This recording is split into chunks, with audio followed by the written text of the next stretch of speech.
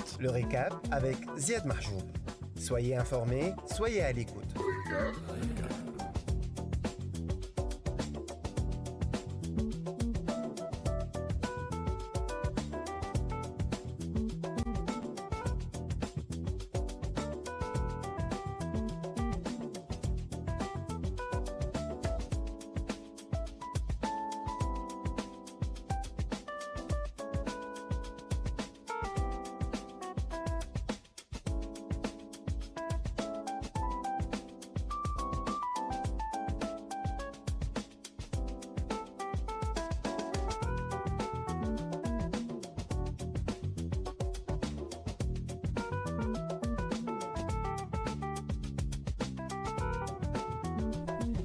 Vous êtes à l'écoute de Radio Tunis à l'international. Bonjour à toutes et à tous. Nous sommes le vendredi 30 mai. Bienvenue dans cette nouvelle édition du Récap, votre rendez-vous hebdomadaire consacré à l'actualité nationale et internationale.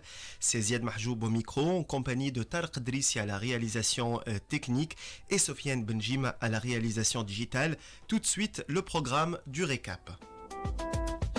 Comme chaque vendredi, votre rendez-vous d'actualité internationale Point Chaud, un focus sur la situation à Gaza. Kamel Sherif présente les réactions tardives mais grandissantes de la communauté internationale face aux crimes de l'entité sioniste. Au programme également, nous recevrons M. Mohamed El-Heshmi El-Meliani, membre de la Chambre nationale des promoteurs immobiliers relevant de l'UTICA, pour faire le point sur la crise du logement en Tunisie, ses impacts sur le secteur immobilier et les propositions pour améliorer l'accès à la priorité. Mais avant cela, direction Gasserine, une région qui cumule les stigmates entre pauvreté, chômage, marginalisation et une école publique à bout de souffle. Dans la région, le droit à l'éducation n'est plus une promesse, mais un combat quotidien.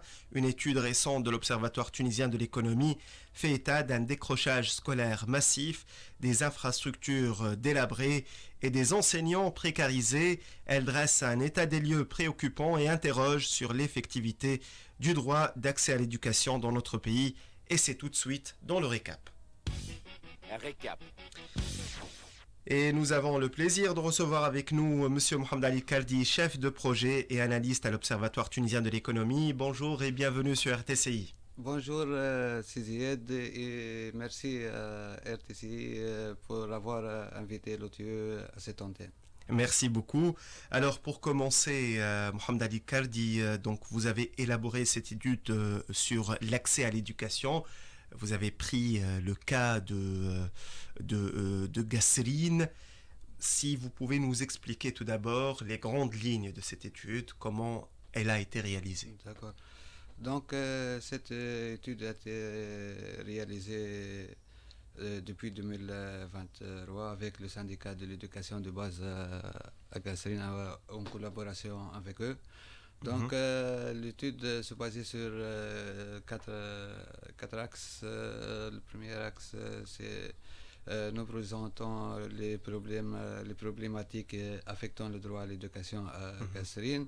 Le deuxième axe, c'est l'analyse des normes et conventions internationaux, comme le pacte international relatif aux droits sociaux et économiques et culturels et la convention des droits des enfants. Le troisième axe, c'est en présentant et en analysant le budget alloué à l'éducation. Et la quatrième axe, c'est l'étude examine les facteurs sociaux et économiques qui peuvent constituer un obstacle à l'exercice du droit à l'éducation. Du droit à l'éducation. Aujourd'hui, concrètement, à quoi ressemble une école à Gasserine ? L'école à Gasserine se rassemble à la dégradation des infrastructures, la surcharge des classes, le système des groupes, la situation précaire des enseignants, l'accessibilité de l'école par rapport à le lieu de résidence, à leur domicile et tout. Donc il y a un problème d'accès à l'école déjà. Problème d'accès à l'école. Il y a combien d'écoles à Gasserine 310 écoles. 310 écoles. Et la plupart de ces écoles sont des milieux dans des milieux ruraux. Il y a vraiment un problème d'accès déjà pour arriver à l'école. Il y a un grand problème d'accès pour accéder aux écoles. Il y a dernièrement l'accident de Hassi el-Frid. Il y a un problème de transport scolaire. Elles sont déplacées par des camions, pas des transports scolaires ou de bus. Donc le constat commence déjà par l'accès, la route vers l'école, le chemin vers l'école. Oui. C'est ça le problème. Oui. Et ça vient à point nommé avec tout ce qui s'est passé à Mazouna pour dire que ce qui se passe à Sidi Bouzid n'est pas une exception, mais il y a des cas qui sont similaires et peut-être pires, à Gasserine, dans ces 310 écoles. Vous avez choisi pour l'étude, vous avez choisi le gouvernorat de Gasserine. Pourquoi ? Nous avons choisi tout d'abord le gouvernorat de Gasserine car il est considéré comme une région marginalisée. D'accord. Selon quelle étude ? Oui, elle était confirmée par l'instance, le rapport de l'instance supérieure des droits de l'homme et l'Institut national des statistiques. Donc le gouvernorat de Gasserine occupe le dernier rang de 2012 jusqu'à 2021 de l'indice de développement régional, c'est le rang 24. Le taux de pauvreté est 33,6%, le plus élevé en Tunisie. Le taux de chômage 23% contre 15% au niveau national. Et j'ai devant moi justement votre étude, Mohamed Ali Kaldi, que vous avez réalisée avec vos collègues au sein de l'OTE, qui est accessible sur le site de l'Observatoire tunisien de l'économie. Et il y a donc des graphiques concernant donc le taux d'analphabétisme chez les hommes, les femmes, le développement du taux d'analphabétisme aussi dans le gouvernorat de Gasserine, donc le taux de scolarisation également. Vous avez vraiment donc mentionné plusieurs indicateurs et vous dites ce sont les indicateurs de l'État, de l'INS, de l'Institut national de la statistique justement. Voilà, donc qui prouve que le gouvernorat de Gasserine est l'un des gouvernorats les plus marginalisés, pour ne pas dire le plus marginalisé selon les études, les statistiques et les indicateurs, d'où la raison pour laquelle vous avez choisi cette région pour faire cette étude de cas. Donc vous avez, si vous pouvez nous rappeler justement les chiffres, si on peut parler des chiffres, le taux de scolarisation maintenant à Gasserine, la différence entre Gasserine et l'échelle nationale, pour comprendre les disparités entre les deux parties. Oui, on parle ici d'un taux d'abondance scolaire très élevé à Gasserine, 10,5 par rapport à 4% au niveau national. Donc 4% de décrochage scolaire, c'est le taux au niveau national, alors qu'à Gasserine seulement, il est de 10%. 10%. D'accord. Oui. Aussi, un 2,6% le taux d'abondance scolaire au niveau primaire en 2015, la plus élevée aussi au niveau national. 10,5 dans les collèges aussi en 2015. Donc la scolarisation ou l'abondance scolaire, c'est un grand phénomène à Gasserine. Et les causes de l'abondance scolaire multiples.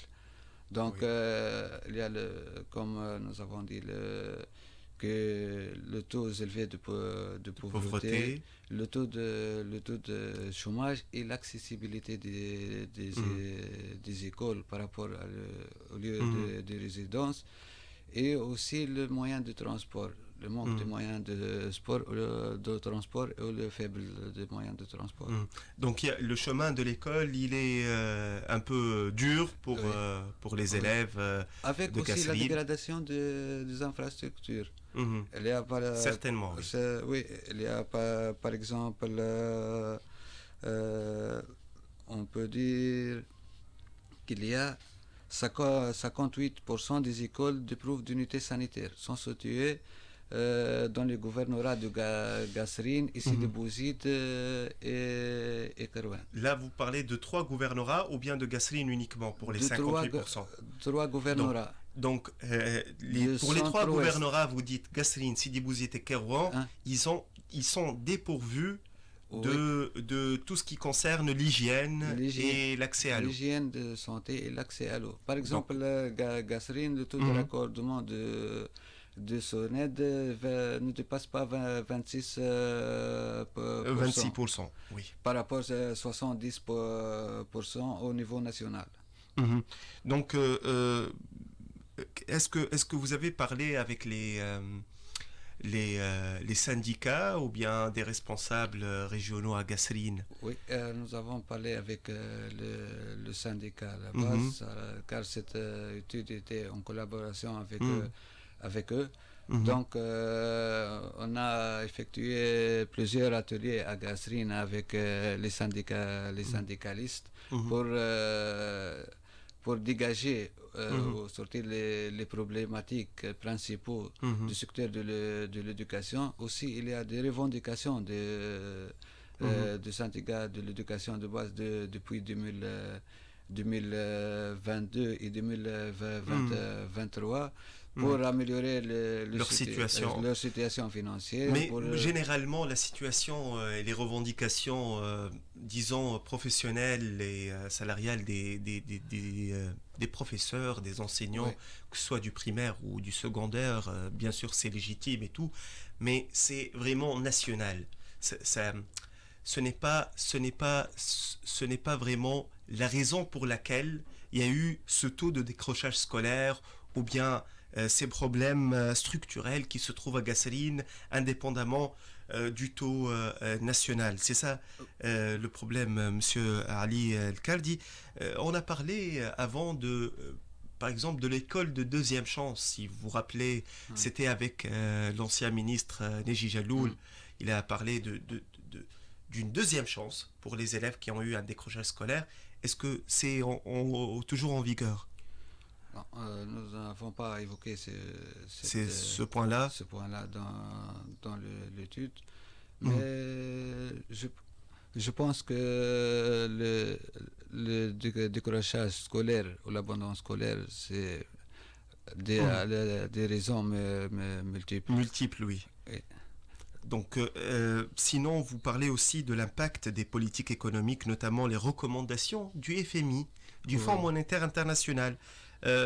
Quel lien faites-vous entre ces politiques et justement la situation actuelle de l'enseignement public?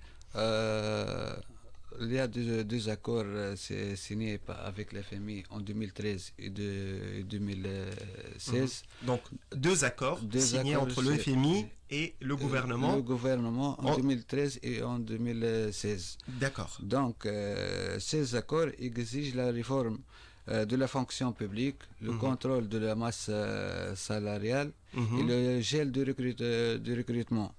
Donc, on intervient dans les politiques d'austérité. D'accord. Donc, si s'il n'y a pas de recrutement, il y a des problèmes il y a un manque d'effectifs, il y a un manque de personnel, ressources humaines, des enseignants, des surcharges dans les classes. Certaines classes de plus de 30 élèves par classe à Kasserine. Vous parlez de Kasserine toujours. Et le taux d'investissement aussi, le gel de recrutement ou la réforme de la fonction publique. Mhm. Donc, il y a une diminution de budget alloué à l'investissement. On parle de budget, le moyen de budget alloué à l'éducation de 2016 au 2023 ne dépasse pas 5,5% Mhm. de l'investissement public. Donc, vous dites, Mohamed Ali Kardi, les deux accords signés entre le FMI, le Fonds monétaire international, et le gouvernement tunisien à l'époque avaient des impacts négatifs sur l'école tunisienne. Oui. Depuis 2016, le taux ou le budget alloué au ministère de l'Éducation n'a pas dépassé les 5,5%. Oui. Et on va parler après en détail sur le budget. Ces deux accords, les conséquences sont le gel de recrutement. Oui. Donc, il y a moins de personnel éducatif, il y a moins de ressources humaines pour le ministère de l'Éducation. Oui. Donc, s'il y a un manque de professeurs et un manque d'enseignants qui sont dispatchés dans les écoles, donc il y a un taux élevé de nombre d'élèves par école, une surcharge au niveau des écoles, Oui. et même pour l'apprentissage, ça pose un problème majeur, donc 30 à 35 élèves par classe. Vous pouvez donc voir comment ça se passe donc au Et quotidien. se reflète aussi sur la dégradation des infrastructures. Et la dégradation des Actuellement. infrastructures, justement, Ouais. et même la qualité de l'enseignement, Ouais. c'est très important. Le deuxième point, c'est la politique d'austérité qui a été donc adoptée par le gouvernement dans son accord avec le FMI et qui a donc eu comme conséquence la réduction ou la baisse des investissements, notamment dans le secteur de l'éducation. C'est Oui, ça. c'est ça. Très bien. Concernant la gouvernance, donc vous parlez également de manque de transparence dans la gestion des ressources au niveau de l'école tunisienne et du ministère, des autorités. Si vous pouvez nous expliquer déjà le budget, comment donc on gère le budget du ministère de l'Éducation. Bon, pour le budget du ministère de l'Éducation pour 2024, les dépenses salariales représentent 85%. La majorité des dépenses sont des dépenses salariales. Mhm. Et seulement 8% pour les investissements. Le budget alloué Mhm. aux entretiens des écoles, à l'investissement dans l'école, à l'achat des matériels et tout ça. Aussi, il y a un autre chiffre que le dépense publique de l'État a diminué depuis 2020 de 15,5% vers 13,2% en 2024, selon la loi de finances. Quelles sont les dépenses de l'État, c'est-à-dire les dépenses de l'État? Les 15%, de 15 à 13%, c'est quoi? Ce sont les dépenses du ministère de l'Éducation par rapport aux dépenses globales de l'État. De l'État, d'accord. Mais le budget alloué au ministère de l'Éducation, ça représente quel taux par rapport au budget de l'État, justement? Le taux la plus élevée par rapport le budget des ministères. Des ministères, mais elle est orientée vers les salaires. Vers les salaires. Et pas orientée pas vers l'investissement et l'amélioration des infrastructures. On parle ici de répartition du budget au sein du ministère, avec l'affectation vers la masse salariale et vers l'investissement et les autres catégories. Donc on comprend que le budget du ministère de l'Éducation, c'est l'un des budgets les plus élevés dans la loi de finances, mais 85% de ce budget-là sont alloués à la masse salariale. Autrement dit, il n'y a pas d'investissement. Oui. Donc le taux alloué à l'investissement ne dépasse pas les 10%. Oui. Et c'est trop peu pour investissement revoir à une des école, infrastructures à une qui école datent moderne, depuis, disons, depuis, depuis 20 ans. depuis plus de 20 ans, je plus de suppose. 20 ans. Mhm. Et depuis 2010, je pense. Voilà, donc, Donc, ça des demande grades. beaucoup d'investissement pour les améliorer et pour Oui. les Oui, pour rénover, alors que l'adapter le par budget... les actualités nationales et internationales. Mhm. Pour garantir la qualité de De l'enseignement l'enseignement, voilà. aussi. Euh, il y a des recommandations aussi. Avant de passer aux recommandations, il y a l'une des solutions peut-être, c'est le Conseil supérieur de l'éducation qui a été mis en place par la présidence de la République, Oui. qui va regrouper des ministères, des acteurs régionaux et tout. Qu'en pensez-vous? Est-ce que ça peut apporter? Est-ce que vous avez évoqué ce point-là? Pour le moment, non, car ce N'a conseil pas vu le jour. n'a N'a pas encore vu le jour, Nous justement. n'avons pas la vision Mhm. sur comment on va travailler, Mhm. quelles sont leurs propositions. Je pense que cette conseil consultatif va Mhm. proposer des stratégies. Des stratégies Et qui comme ça, concerneront peut-être le système éducatif, c'est-à-dire les manuels scolaires, peut-être une réforme une au forme niveau... éducative, je Voilà, pense, une et réforme de aussi l'éducation plutôt qu'une révision de tout ce qui concerne oui, les infrastructures. Mais c'est un tout, c'est un oui, tout. Il faut voir tout, il faut qu'il y ait un impact justement et sur les oui. manuels scolaires et sur les infrastructures. Infrastructure C'est un aussi. tout et c'est un secteur stratégique pour Oui. l'État, on le rappelle. Les recommandations, Monsieur Mohamed Ali Kati. Bon. Pour conclure, nous demandons au ministère des Finances de relever le plafond de crédit alloué au ministère de l'Éducation Mhm. à un niveau ne représentant pas moins de 15% des dépenses publiques de l'État. Donc pas moins de Dans le budget 15%. de 2026, selon Mhm. le benchmark de l'UNESCO qui recommande entre 15 au minimum et 20%. Donc le benchmark de Oui, l'UNESCO, il propose entre 15 et 20% du hein, budget de l'État qui sera consacré donc à l'éducation. C'est un taux, c'est une proposition hein, internationale qui... oui. Donc, Et aussi pour oui. rappeler que le ministère des Finances va envoyer une enveloppe pour fixer les plafonds Des dépenses. des dépenses au ministère le 31 euh, 31 mai. mhm. Donc, Demain, donc, c'est la oui, dernière oui, date nous butoir. profitons pour cette occasion de demander d'ajouter un plafond plus de 15% Pour l'éducation. pour l'éducation. C'est vrai parce que le ministère des Finances a commencé la discussion Bien sûr. du projet de loi de finances Oui. 2026.